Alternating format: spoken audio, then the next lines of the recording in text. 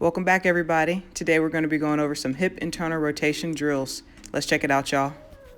We're going to start in the hip 90-90 position. So hips and knees at 90 degrees, and we want to make sure we're nice and upright. If we find that we're dipping off to the side, what we might want to do is get an ab mat or put a pillow or something like that underneath our hips to help us sit upright.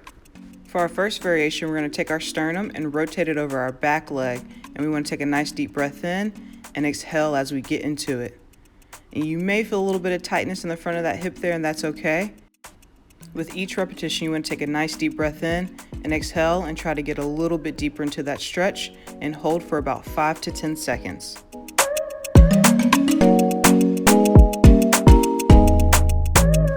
If this is a motion that you're not used to training, you may experience a little bit of cramping in the hip, but that's all right. Embrace the cramping.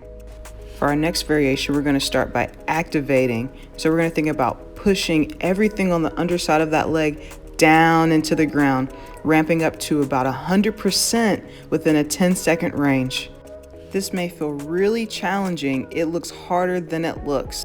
We can spice this up a little bit by rotating over that back leg like we did in the beginning, and activating by pushing everything down on the bottom side into the mat for 10 seconds, ramping up to 100% effort. This is going to be a lot more challenging than the one we just did.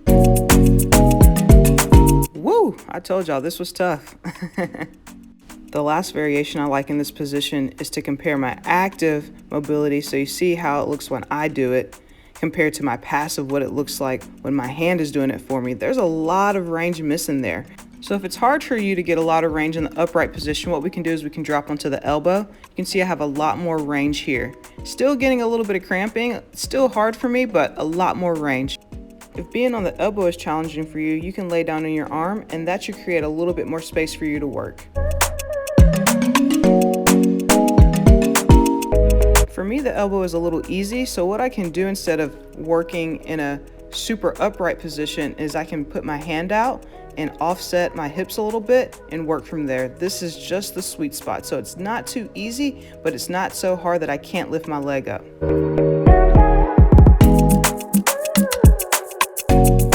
Woo! Who knew hip mobility can make you sweat so much? Give these drills a shot and let me know how it changes things for you. Are you able to get deeper in the squat? Do your hips feel less stiff? Good luck. Have fun, y'all.